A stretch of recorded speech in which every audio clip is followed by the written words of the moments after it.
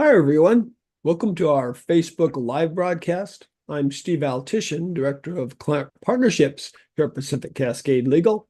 And today I'm here with educator, parenting coach, and author Danielle Lindner to talk about a co-parent's guide for surviving the preschool years from separate households. So, how you doing today, Danielle? Good. Thanks for having me. Oh, thanks for joining. And before we just sort of start in and dive in on the stuff, can you tell us a little bit about yourself and kind of what got you to be here where you're doing now and what you're doing? Sure. So I'm a mom of two. They were in preschool once a long, long time ago. They're now in college and grad school. But I started a preschool 14 years ago, wanting to create the environment that I felt was lacking. So I knew a couple of things. I knew that kids really needed more exposure to STEM, especially girls, so that once they got into middle school, chemistry and biology and things like that wouldn't be scary to them because they would have done stuff in preschool using those words that made it fun. So I wanted to accomplish that. I also wanted to give kids a good sense of self and build, character and make them feel good about themselves and stewardship about things. So I thought that social action was really important and making sure that the kids in our school always had a social action project that they came up with, that they were passionate about, that they could work on. I mean, it could be anything from, collecting mittens for kids that are homeless to pennies for puppies, whatever they are passionate about. Um, and then the other really big thing was just character education. And that's when I started writing books for kids about the various topics that I saw them struggling with, like being afraid of the dark, being self-conscious about getting glasses, not understanding, what happens when they go to a doctor, learning how to share, learning how to care about others, things like that. And I wrote a curriculum around that, which is now still being used at the school. It's the London Day School. And then I realized that I really wanted to move into parent coaching because I had been doing it for 14 years with hundreds of parents throughout my tenure at the school. And I also felt like I had so much knowledge that I wanted to help impart to preschool parents, not just in my little area, but everywhere. So that's when I wrote the Parents Pocket Guide to Surviving the Preschool Years, one challenge at a time. And believe me, it doesn't cover every challenge, but it covers like the big ones. Yeah, I love it. and and so that's kind of what brought me here. Oh, this is great. This is great stuff to talk about. Like you, except even on the more extreme, our kids went to preschool a long, long time ago.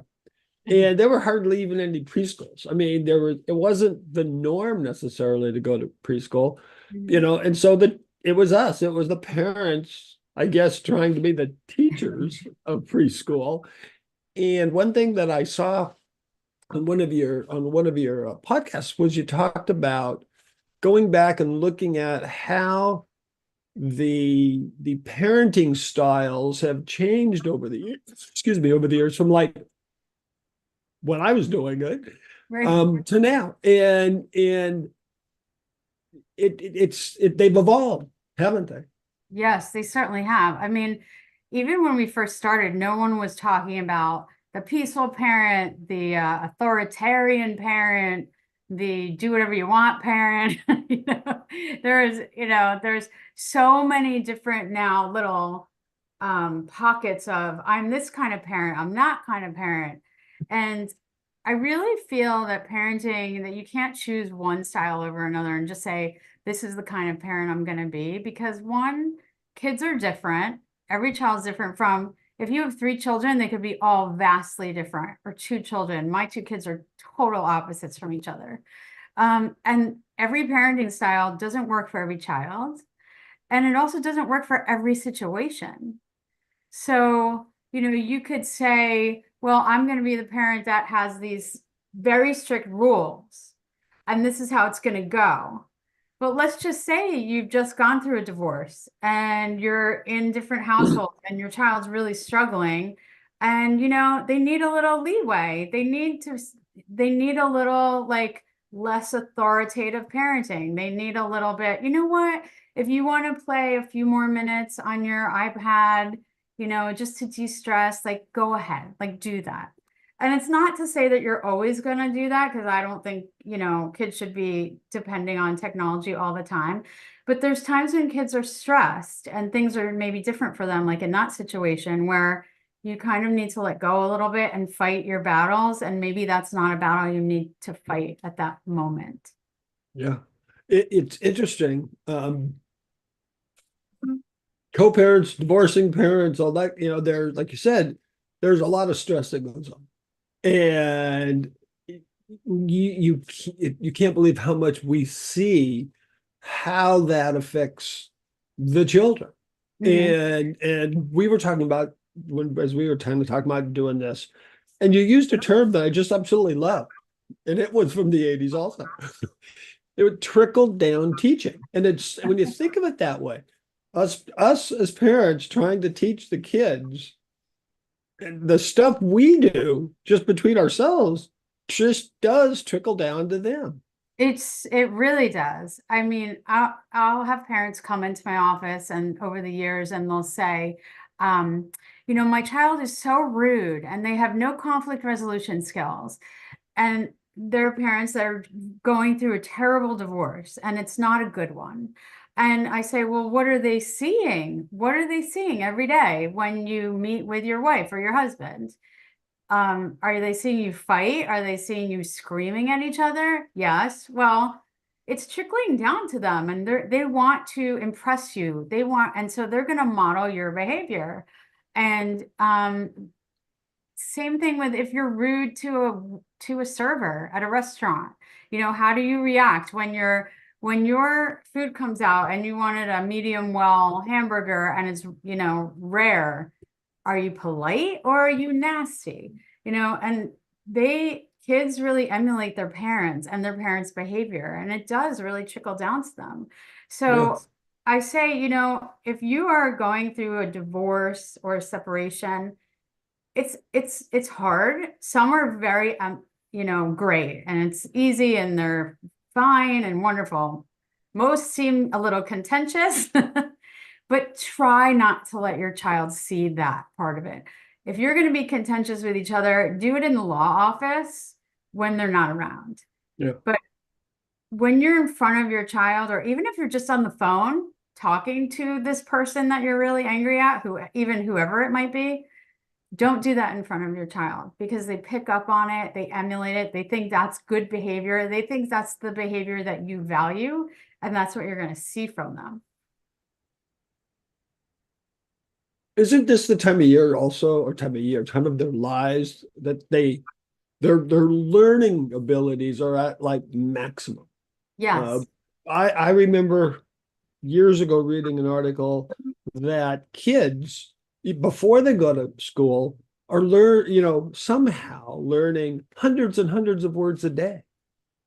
And They and really are. it's crazy. It seems like this is the time. This is a This is really the time. important time to I do it right. mean, you would be surprised. We would have kids learning Mandarin after school just as an extracurricular, and they're 3 and 4 year olds singing. And within a few weeks, they're not working for the UN or anything, or they're not getting jobs as translators in Mandarin, but they're singing songs in Mandarin. They're saying hello in Mandarin. They're writing Chinese characters in chalk on the little walkways.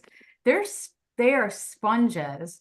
So now they're impressionable and their brains are open and they're divergent thinkers, and now's the time.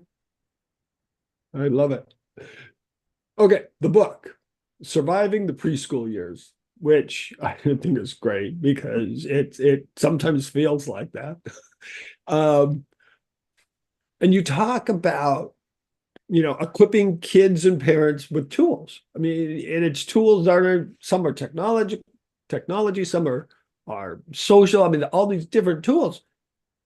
And they're obviously then you feel they're ready to take on that. And I think that's kind of cool. So let's talk about a little bit about, and I like the idea of equipping kids. Most of these is equipping parents to do this, Right. but it's equipping the kids to succeed starting in preschool.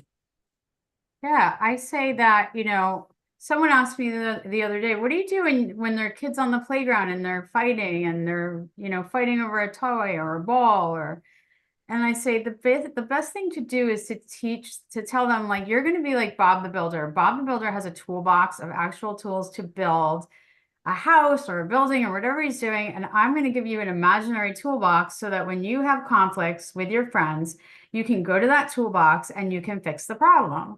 And they'll always say, well, what does that mean? And I'll usually pull out an egg timer and I'll say, here's what we're going to do.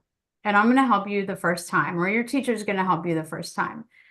You both want to play with the magnetiles. So I'm going to turn the timer for 20 seconds, or maybe make it 5 minutes for 5 minutes. And at 5 minutes, Johnny's going to get the magnetiles. When that timer beeps, you're going to give the magnetiles to Lucy. And then I want you to try it. You try it for 5 minutes. And then let's make it a little bit longer. Let's do it for 10 minutes and 10 minutes. So they actually have a real, nice set of time to play with something. And then it starts to happen where they say, can we have the egg timer? We need the egg timer. We need to, where's the clock? Because we want to, work on, when it gets to the 5, Johnny's going to do it. And then when it gets to the 15, Lucy gets it. And they start to be, they start to take ownership over this conflict resolution. And as they get older, we add more and more things. We also would say we have like a little mat. And we say, if you have a dispute, go sit on the mat, talk together. Think about how you can work it out without asking me as the teacher first. You try and come up with some ideas and then bring your ideas to me and let's talk through them. And they love that. Oh, we're going to this special mat where we get to, talk about ideas and the teacher really wants to hear what we have to say. And then they'll ask, can we go to the special mat? Because we're kind of having a problem with sharing, or we're having a disagreement. So they start to really love it and it gives them a sense of control. I think one of the biggest things that kids lose, and as parents, we don't think about, especially like if there's a co-parenting situation going on, that kids really feel a lack of control. Yeah. So whatever we can give them control of, we should. I think that's just so helpful for them. And you're not just helping them with that thing. You're Right. making them better people. I mean, I think you called it, you also want to teach them to be good citizens. Yes. And all that's part of that. And there was a class, I don't even know if they teach us anymore, civics and social studies, and where you kind of learn some of this stuff, and learning it at this age, I think it's just wonderful. You also, um, I know, are a big fan in education of STEM. Yes. And most people that you talk to think that that's just a thing that you should start thinking about as maybe a senior in high school. I mean, it's like that's for the older kids, but it's not Right. necessarily true, is it? No, actually, we have the benefit of our first child that started at our school when she was 2, 14 years ago, is now in high school. And that group, that cohort remained very close. They've remained friends, almost all of them, which is amazing. And we've been able to kind of follow them and ask the parents, what is their attitude towards the sciences? What's their attitude towards math? And, it's not everyone's thing. Not everyone loves math, but we have seen high school kids come back to an alumni day at the school and say, I just loved when we learned about polymers. And then when I did it in high school, I was like, that's totally slime. And they're so excited about it. They're like, this is biology. We did organic gardening. And so when we were learning about ecology in high school, it was like, I did that. I know about that. I know about the life cycle of a caterpillar. and they're not afraid of it. It's not so, I mean, when I was young, it was always like, oh, it's something I have to get through. Let me just pass this thing and move on. Yeah. The all of this and these sort of, things you're talking about in your school, um, may not be in every school because there are a lot of different preschools. Yes. And I know one of the things you talk about is parents looking for a preschool. Mhm. And that's especially hard, with co-parents who are in different houses. Uh, you sometimes even just getting themselves to be together to do it. But what sort of things should parents be looking for in a preschool and co-parents, who may require a few different things from the school. Well, one of the things I've seen over the years, which has been really sad, is that you'll have, when the parents were together, the mom or the dad say chose the school and the child is flourishing and doing amazing in the program. And just out of spite, one of the exes will say, well, I'm not paying for this school anymore, and I don't even like this school. And it's really nothing to do with the school. It's to do with, I just want to stick the dagger in to the parent. Yes. And I really just think parents need to, I get it, I understand it, but you really have to put your child first. And like I said, with control, their life is exploding now. Their life as they know it is now totally different. But the one constant is their teacher, their classroom, their friends. So if you can get above the, I say, pettiness of the situation and put your child first, I think that is so important. And you know what? Don't play checkers, play chess. Because 10 years from now, that child is going to really appreciate the parent that supported them and kept them in the space where they needed to be. And 10 years from now, they're going to be pretty angry at the parent that pulled them out of the school that they love. So, Yes. I always say, like, you got to play the long game. This isn't just now. This is future. Yeah. And then I also think when you're just in general, any parent looking for a preschool, really think about your child. If your child is totally self-motivated and doesn't need any direction or assistance or help with anything, which I have yet to find a child like that, including my own, then some of these programs that are sort of all student-led and do whatever you want, and if you don't want to try this, it's fine. It's fine for maybe a small group of children. They say we teach them life skills. But the reality really is that kids don't know what they like. They don't always know what they want. They don't know what they're good at. And so if you can find a program that is somewhat balanced, where it's student-led, where they have choice, and it's teacher-led, where they're given the opportunity to try different things, at all at a, try STEM, try art, try reading, try math, then they'll know what they like and they don't like. And they never will find out if they never get the opportunity to try. So I think that's really, really important.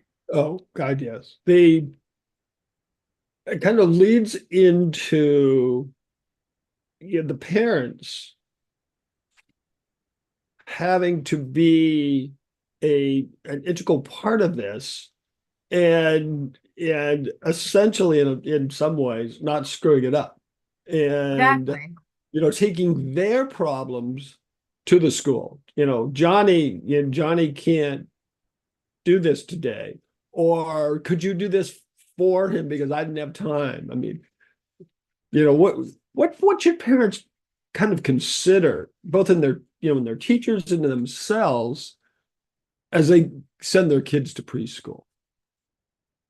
I I have to apologize, but I have a dog that's barking. I guess Not a that's life. problem. So I'm going to run for 1 second, Okay. get him out of here, and I'll be right back. No, This has never no happened before, problem. I but love that. this No, is that's the why it's life of live. being a dog mom and a real mom. Come There on, you go. That is okay. And you know, I could just sit here and talk forever, but I'm not going to. I don't All think. right, I'm back. I apologize, but Oh, that right, was that's nothing. That reality. was good. That's real life happening. I like it. I like it. Okay, The so let's talk about, let's get that question again. okay. How I've seen parents treat their preschool teachers terrible. Yes. And, or treat them like, you know, she or he is the caretaker or Yes, the child caretaker, yes. um, and not really a teacher. And I Mhm. think that's again that going way back to what I was saying, the old style of what our parenting styles were. I think Um, yeah, there used to be much more respect for the teacher. So so much you know, more what now? respect. I mean, you know, what should you not do or say to your preschool or teacher or do and help them with? I think the biggest thing to do is to be open-minded. And, sometimes kids will lie. Shocker. So we say, like, I will believe 50% of what Johnny says about you at home if you believe 50% about what he says happens in the classroom. Because kids, especially if they're going through a transition that's stressful, to look for attention, they'll make stuff up. So I think if right from the get-go you have a good relationship with the teacher, open lines of communication, telling them what's going on in your household, even if it's just, two parents that aren't going through a divorce or anything, maybe one dad travels a lot, or maybe there's a new baby in the house, or really communicate, be partners with the teacher, be partners with your school director, be a team, take a team approach to everything for your child, because these teachers are with your children all day long. And at least I know the kids that are in our school, our teachers really think of them as their own children. They really love them. And when they graduate, the tears are not only from the parents, they're from the teachers.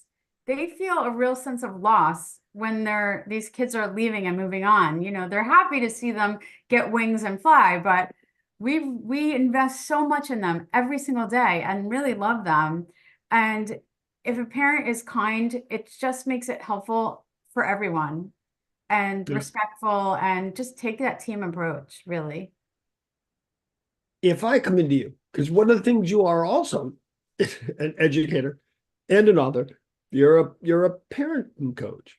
Yes. And if I come into you and I say, I can't handle it. I mean, what do I do? How do I start to to be able to do the right stuff? What kind of things could I kind of start to look at to go, to preparing myself, preparing my child to have a good preschool experience Well, and beyond? I always say the first thing is, are you ready for preschool yourself? Because if you're a parent who has really bad separation anxiety from your child, like I did when my daughter went to college, but it wasn't like I could say, don't go to college. It was time for her to go, and I had to deal with it. But, if you're going to be grieving your child being home, and every time you send the child off, you're tense and crying and anxious and calling the school, every 5 minutes, which is okay the first week. But if it's like, 3 months down the road and you're still, you know, freaking out and worried, and every time you pick the child up, you say, oh, was it okay? Was the day okay? Then that's going to really hinder them, because they feed off how you feel. So I always say to make sure you are ready for preschool before you send your child to preschool. But don't wait too long, because they need the social and emotional development. And do a half day then if you can, but they really need it. There's so many studies that show that kids that went to preschool did so much better academically, socially, and emotionally as the years went on. And then, I just say, let's take one problem at a time, one thing at a time. And, often, like, we can break things down. And like we said, one thing is, let's look at the battles that you're fighting and let's choose the ones that we should just put on the side for a while, and let's focus on the ones that we can easily work on first. Like, my child plays with a million toys in the playroom. I come in there, it looks like there's, like a bomb went off. It's like a big mess. Everything's horrible. And I can't take it anymore. And they won't clean up. And, it's simple little things. I say, all right, well, here's what we're going to do. First, we're going to get bins, and we're going to teach the child to take one thing out at a time. And if they want the next toy, the bin goes back and the next thing comes out. And they'll say, well, and I'll say, label the bins. And they say, my child can't read. That doesn't work. I said, you label with pictures, not with words. Take a picture of the Legos, tape it on the bin. Take a picture of the crayons, tape it on the bin. That's what we do in school. And our classrooms are not a disaster. And they're like, oh my gosh, I never thought of that. And sometimes it's just like, as a parenting coach, it's just an outward perspective, not being in it. Being able to just give these little tips and tricks, and giving the parents the toolbox that really helps them. We check one thing off at a time. I love that. I love that. Wow. We have blown through almost 30 minutes. And before we go, I really do want to give you a chance to talk about how, if someone wants to find one of your books, or sign up with you in coaching, or talk more about your school, what are good ways they can get a hold of you? Sure. So they can go right to my website. It's DanielleLindner.com. It's DanielleLindner. There's 2 N's in there.com. And everything's there at the website. And if they want to learn more about the London Day School, if they're in New Jersey and they want to check out our school, they can go to londondayschool.com. I like it. Okay, this is a stupid question. Why London? You're in New Jersey. Everyone asks me that. And every once in a while, we do get a call from overseas asking how close we are to Manchester. And I say, we're too far away for you. So as a child, I lived in London for a little while. And I loved the feeling of having that sort of, intercontinental, multicultural feeling as a kid. And I really wanted parents to know that we're not a daycare. We're really a preschool. I say we're only a daycare in that we care for your child all day, and that's where it ends. We're really a school that's going to teach them about the world, like I said, being good citizens of the world, being stewards of the world, learning a foreign language, learning a sign language, learning about STEM, just having a multicultural approach to learning. And I just felt like, ABC building blocks, fun time preschool wasn't going to really say that. I love it. I love it. And I'm hoping there is not a preschool out there with that name. I'm sure it's wonderful if it is, but just wasn't right for us. That's cool. Well, thank you for being here today, Danielle. Thank you for having me. Oh, it was great. The idea of breaking down all of this stuff, which is a lot of stuff, into kind of, teachable, actionable parts, just makes it easier for everyone to understand. So thank you for doing that. Thank you. And thank you everyone else for reaching out today. If anybody has any more questions, obviously you've gotten the information to contact Danielle yourself. You can also text us at Facebook Live. We can get questions to her if you need to do it. And until next time, stay safe, stay happy, and have a good